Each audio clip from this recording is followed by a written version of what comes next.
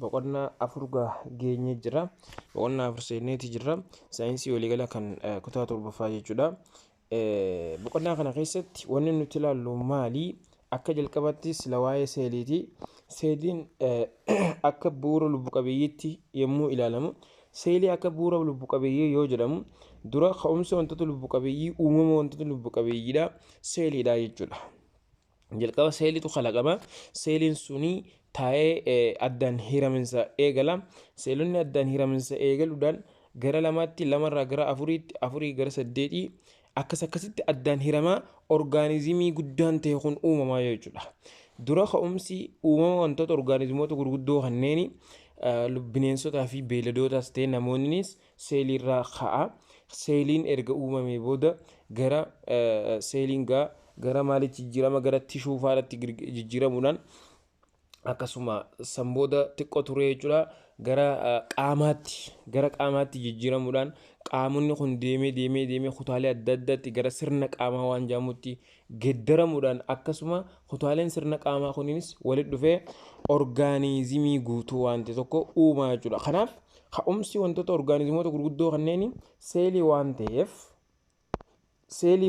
jechuudha. Akka maaliin ilaalama seeliin? Akka bu'uura wantoota lubbuu qabeeyyiitti ilaalamaa jechuudha. Akka kanatti hubatamaa jechuudha seelii jechuun. Egaa seensarratti maal ilaalla kan jedhu saayintistoonni waa'ee seeliidhaa ilaalchise. Saayintistoonni waa'ee wantoota lubbu qabeeyyiidhaa jechuudha. Lubbu qabeeyyii yeroo fayyadaman jechuudha. Saayintistoonni lubbu qabeeyyii qo'achuudhaaf meeshaalee adda addaa isaan barbaachisa.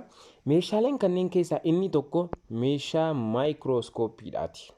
Kalaqamuun maayikirooskooppii argannoo seeliitiif bu'uura ta'edha. Kalaqamuun maayikirooskooppii kuni seelonni wantoota lubbu qabeeyyii garaagaraa keessatti argaman argannoo isaanii, hubannoo seelota sanneen adda baafachuudhaaf seeliidhaaf bu'uura jechuudha. Akkasumas lubbu qabeeyyiin xixiqqoo ijaan hin mul'anne maayikiroo orgaanizimoota jedhaman wanti lubbu qabeeyyiin xixiqqoon ijaan hin mul'anne kan maayikiroo orgaanizimoota jedhaman kanneen akka ameebaa, kanneen akka paaraamiseemii, kanneen akka baakteeriyaa fi kan kana fakkaatan maaliin addaan bahuu jechuudha? Maayikirooskooppii kanneen gargar bahuu jechuudha. Kabiraa boqonnaa kana keessatti qabiyyoon kanneen akka kalaqamuu faayidaa maayikirooskooppiidha. Maayikirooskooppiin faayidaa maalii qaba? Gosoota maayikirooskooppii maaltu jira? Qaamolee gurguddoon maayikirooskooppii kan koompaawundiidha. Akkamitti ilaalama yookiin akkamitti ibsamuu danda'a? Qaamolee sanniinoo eenyu fa'aadha kan jedhu argama fi hiikaa seeliidha. Seeliin maali? Argamni seelii too maali? Caasaalee seelii akkamtu jira? Bocaa fi hammi seelii too maali? Orgaanizimoota seel qeenxee kanneen jennuunii fi orgaanizimoota seel hedduu gurmaa'insa baayoloojikaalaa, gubama soorataa, akkasuma maayikirooskooppii fi kan kana fakkaatan adeemsa footosinteesii kiroolooplaastii keessatti waan hojjetamu kana hunda maaliin ilaalla jechuudha?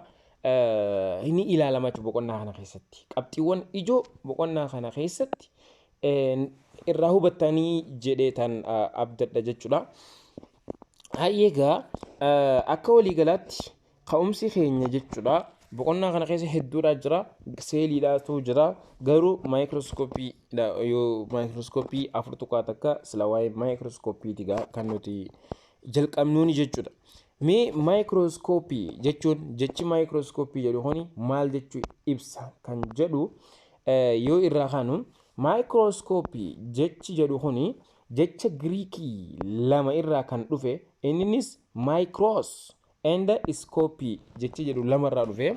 Maayikiroos jechuun xiqqoo jechuudha. Maayikiroos jechuun xiqqoo yoo ta'u, waan xiqqoo tokko yoo ta'u, iskoopii jechuun ammoo ilaaluu jechuudha yookiin agarsiisudha.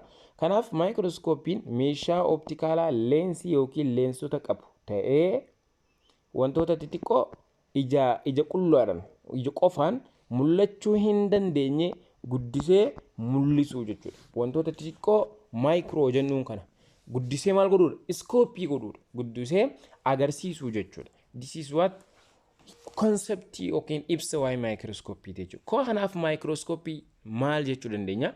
Orgaanizimoota ija keenyaan arguu hin dandeenye kan akka baakteeriyaa, kan akka paraamisiyeemii, kan akka ameebaa kanneen ija keenyaan arguu hin dandeenye kana meeshaa maayikirooskooppii kanatti gargaaramuudhaan seelii isaanii ilaaluun ni danda'ama. Caasaalee qaama orgaanizimoota sanneenii haala boca isaa akkaataa wal hormaata wantoota lubbu qabeeyyii jam laaluu hin dandeenye kana meeshaa kanatti gargaaramnee laaluu ni dandeenya jechuudha. Kanaaf maayikirooskoopiin bu'aa yookiin faayidaa guddaa qaba jechuudha. Faayidaa guddaa qaba. Wantoota kanneen illee guddisuudhaaf ni tajaajila jechuudha.